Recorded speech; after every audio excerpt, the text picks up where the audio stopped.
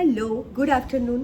আমি আরেকটা ছোট্ট আমার লাইফের গল্প তোমাদের সাথে শেয়ার করব। আই হোপ অনেক সিঙ্গেল মা যারা আছে, মানে হাজব্যান্ড যাদের বাইরে জব করছে আমার মতন, বা those who are single mother, তাদের জন্য এটা মোটিভেট করবে।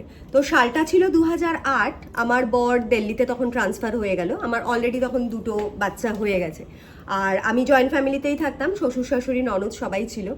তো ইন বিটুইন তার আগে আমি কি করেছিলাম, যখন আমার বরের এখানে পোস্টিং ছিল আর আমি মা হয়ে গেছি দুটো সন্তানের, তো ভেতরে তো প্রচুর ইচ্ছে ছিল অনেক কিছু করার। তো আমি এনআইএফটি থেকে ডিপ্লোমা কমপ্লিট করেছিলাম ফ্যাশন ডিজাইনিংয়ে।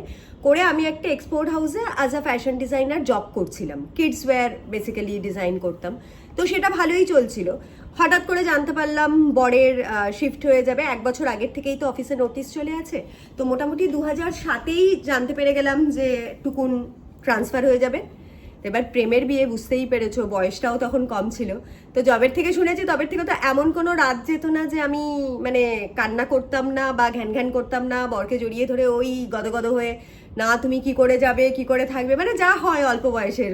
এখন হয়তো একটুখানি গদগদ ব্যাপার, মানে বোকা বোকা লাগে, বাট তখন ওই বয়সে ওরকমই মনে হতো। মানে মনে হতো যেন জীবনের সব কিছুই হারিয়ে গেছে, মানে বর চলে যাচ্ছে, বরকে ছাড়া কি করে থাকবে, এরকম একটা ব্যাপার, দুটো বাচ্চা নিয়ে।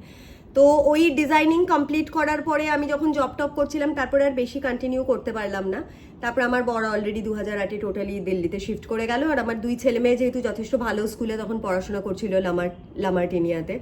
তো আমার বর তখন ক্যালকুলেট করে দেখলো যে আমরা ওখানে গিয়ে, মানে ওর যেটা স্যালারি অ্যামাউন্ট ছিল সেখানে দিল্লির মতো জায়গায় সিআর পার্কে বাড়ি ভাড়া দিয়ে থেকে দেন ছেলে মেয়েকে এই স্ট্যান্ডার্ডটা ওখানে মেনটেন করা, টিউশন ফিস, মানে একটা হিউজ ডিফারেন্স। জানা আর্নিং ছিল তার থেকে বেশি হয়তো মানে পর্তায় কুলাতো না, মানে অনেস্টলি।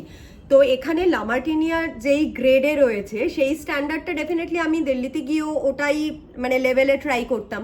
তো সেখানে দেখলাম, এখানে তখন লামার্সে আমার ছেলে একদম মানে বেসিক মন্টেসরি লেভেলে যখন ভর্তি হয়েছিল, তখন ওখানে ওর মায়না ছিল 2000 টাকা। দিল্লিতে ওই স্ট্যান্ডার্ডের স্কুলের ফিস ছিল 4000 টাকা তখনকার টাইমে। তো আমার দুটো ছেলে মেয়ে, তো অবভিয়াসলি খরচাটা হিউজ। তো যেটা নাকি আমার বর বললো, গৌরী এখন ইয়ে করো না, একটু কম্প্রোমাইজ করে চলো, ছেলে মেয়ে অ্যাটলিস্ট 10-12 কমপ্লিট করে নিক, then we will shift to Delhi. তো যেটা নাকি যাই হোক, ওইভাবে আমি শ্বশুর শাশুড়ি ননদ সবার সাথে থাকতাম।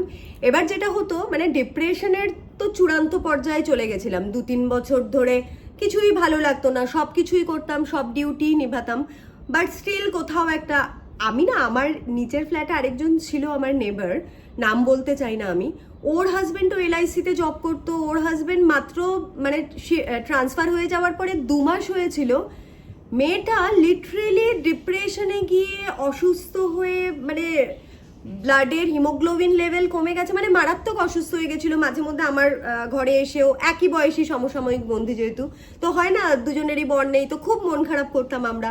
তো আমি তাও বলবো মেন্টালি অনেকটা স্ট্রং ছিলাম। তো ওকে দেখতাম লাস্টে, ওর জন্য তো ওর বর মানে ট্রান্সফার শিফট করে, মানে ভালো অফার ছেড়ে আগেন কলকাতাতে ও জব নিয়েছিল। তো আমার বরের সেটা পসিবল ছিল না, যেহেতু আমার বরের মাথার উপরে অনেক দায়িত্ব ছিল, শ্বশুর শাশুড়ি ননদ সবাই ছিল, প্লাস দুটো সন্তান। তো ঠিক আছে, সিচুয়েশন মানুষকে অনেক রকম করতে বাধ্য করায়। এবার যেটা আসল গল্প সেটা হচ্ছে কি, রোজ বিকেলবেলা তো মানে আমার বর প্রাইভেট সেক্টরে আছে, তো জানো তোমরা সবাই নিশ্চয়ই সকাল 9টার মধ্যে মানে একদম ঢুকতেই হয়। তো এত পার্টিকুলার, এটা আমার শ্বশুর শাশুড়ি থেকে শিখেছে, দে ওয়ার ভেরি পার্টিকুলার। মানে জব মানে ওরা দুজনও জব করতো, জব মানে একদম ডট ওই টাইমে, মানে they used to respect time and value time like anything. খুব মানে অনেস্ট ছিল নিজের জবের ওপর। তো আমার বড় এক্স্যাক্টলি সেটাই পেয়েছে। আমি একটু ল্যাথখোর, আমাকে যদি কেউ 10টায় বলে আমি 10:30টার আগে পৌঁছাতে পারি না, মানে অনেস্টলি আমি পারি না। তো আমার বর একদম 10টায় বললে 10:45টায় পৌঁছে যাবে। তো ও সকাল 7:30টার মধ্যে বাইক নিয়ে বেরিয়ে যেত। ওর তখন একটা ইয়ামাহা বাইক ছিল। আর আমার বাবা বিয়ের মানে 5 বছর তো কোনো যোগাযোগ রাখেনি, আমার সাথে সম্পর্ক রাখেনি। তারপরে যখন সম্পর্ক হয়েছে, তখন আমার বাবা আমাকে একটা জেন এস্টিলো গিফট করেছিল, যেহেতু বাবুর স্বপ্ন ছিল মেয়ের বিয়েতে গাড়ি দেবে, তো সেটা দিতে পারেনি। বিয়ের পরে 5 বছর পরে বাবু আমাকে ফার্স্ট আমাদের নিজের গাড়ি দিয়েছিল, যেটা আমি নিজেই চালাতাম। তো সেটা দিল। এবার আমার বরের বাইক ছিল, এবার গাড়ি তো চালিয়ে ছেলে মেয়েকে নিয়ে যেতাম বর যখন ট্রান্সফার হয়ে গেছে। কিন্তু আমি দেখতাম আমার দুটো ছোট্ট ছোট্ট পুচকু, আমার ছেলে মেয়েদের ডাকনাম হচ্ছে গিয়ে কাজু আর পেস্তা। তো ওরা না বিকেল হলে পরেই, যেহেতু বাবা 7টা 7:30 হলে পরেই ওই বাইকের আওয়াজ, মানে তোমরা নিশ্চয়ই ফিল করতে পারো যাদের নতুন বিয়ে হয়েছে বা বরের সাথেই এই অ্যাটাচমেন্টগুলো এখনো চলছে। তো ওই যে বর 7:30 বাজলে টুকুন বাড়ি ফিরবে, মানে ব্যালকানি থেকে দেখতে পাবো, মানে আমি এত এক্সাইটেড হয়ে যেতাম। আমি বরাবরই একটু রোম্যান্টিক আর ওভার এক্সাইটেড মানুষ। তা আমি না দৌড়ে, মানে এমন কোনোদিনও হয়নি যে টুকুন ওপরে এসে বেল বাজিয়েছে আমি ফ্ল্যাটের দরজা খুলেছি। ওকে যেই নাকি দেখলাম ব্যালকানি থেকে দেখা যেত যে আমার বর ঢুকছে, পার করে বাইকের টিপিক্যাল আওয়াজ তো বোঝাই যায়, মানে ভালোবাসাতে সব হয়। তো তখন আমি ছেলে মেয়েদেরকে নিয়ে দৌড়ে সিঁড়ি দিয়ে নিচে নামতাম, নিচে নেমে গিয়ে ওকে রিসিভ করে নিয়ে আসতাম, ওর অফিসের ব্যাগটা নিতাম, নিয়ে খুব গদগদ হয়ে প্রথমে একটা হাগ করতাম, কিস করতাম, লাভ ইউ বলতে যে কি ভালো লাগতো আমি জানি না, খুব ভালো লাগতো, মানে প্রথম প্রেম প্রথম ভালোবাসা। তো বলতে বলতে হাত ধরে ধরে ওপরে আসতাম, এসে ছেলে মেয়ে তারপরে একসাথে we use to have a গালা টাইম। তো সেটা নাকি যখন বর চলে গেল তখন আমি তো মিস করতামই, আমার ছোট ছোট দুটো বাচ্চাও খুব মিস করতো। মানে এটা আমি বুঝতে পারতাম যে শনি রবিবার হলে পরে বাবার বাইকের পেছনে বসে বিকেলবেলা যেরকম মধ্যবিত্ত ফ্যামিলিতে হয়, একটু হাওয়া খেতে যাচ্ছি, ফুচকা খেতে যাচ্ছি, এখানে টুকটাক শপিং করতে যাচ্ছি, তো ওরা না ওটা খুব মিস করতো। অন্যদের বাবারা যখন বাইকে করে বাচ্চাদেরকে বসিয়ে নিয়ে যেত, আমি দেখতাম মানে আমার বাচ্চাগুলো অবাক হয়ে বসে আছে, মাম্মা বাবা বাবা কেন আসছে না, মেয়ে বাবাকে বাবিন বলতো, বাবিন কেন আসছে না, আমরা বাইকে একটুখানি চড়বো। তো দ্যাট ওয়াজ দ্য টাইম যখন আই ফেল্ট কে আমার শুধু ড্রাইভিংয়ে থেমে থাকলেই চলবে না, অ্যাট দ্য সেম টাইম আমাকে আমার ছেলে মেয়ের মা এবং বাবা দুটোই হতে হবে। বাবা ওদের যা যা শখ মেটাতো, ডেসপারেটলি আমি নিজেকে অতটা আপগ্রেড করেছি যাতে নাকি আমার ছেলে মেয়ে ওই মানে অ্যাবসেন্টটা বুঝতে না পারে। তো দ্যাট ওয়াজ দ্য টাইম। আমার জন্মদিনে আমার মা প্রত্যেক বছরই একটা করে সোনার অর্নামেন্ট গিফট করে, যেহেতু আমার মায়েরও খুব আফসোস বিয়েতে আমাকে অনেক গয়নাগাটি দিয়ে বিয়ে টিয়ে দিতে পারেনি, তার জন্য আমার মা প্রত্যেক বছর জন্মদিনে টিল ডেট আমাকে একটা করে ভালো গয়না গিফট করে। তো তো তখন মাকে আমি বললাম সে বছর জন্মদিনে যে মা আমার না গয়না দিও না, আমার একটা স্কুটি দরকার। তো মা আমাকে একটা স্কুটি কিনে দিল, ফ্যাসিনো। কেনার পরে আমি স্কুটি চালানো শিখলাম, টুকুনো মাঝখানে দিল্লি থেকে যখন আসতো তখন ও হেল্প করেছিল।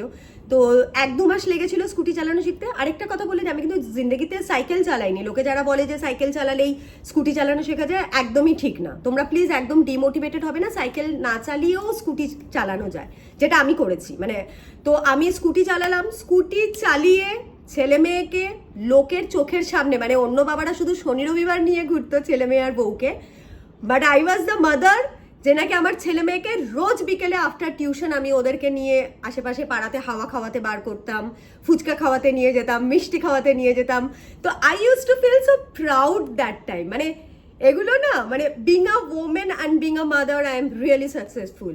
অ্যান্ড আমি সত্যিই মোটিভেট করতে চাই যে এইসব বাবারা বা হাজবেন্ডরা বাইরে ট্রান্সফার, সেই সব মহিলাদের বা সেই সব মানে মেয়েদের বলছি, তোমরা প্লিজ ডিসার্টেন হবে না, নিজেকে প্রত্যেক মোমেন্টে আপগ্রেড করতে থাকো, কেননা লাইফ কখনো থেমে থাকে না। যত নিজেকে আপগ্রেড করবে তত ভালো থাকবে। And be a strong and powerful mother to guide your children. এটাই বলার ছিল। Love you all and keep on watching for more stories. Love you.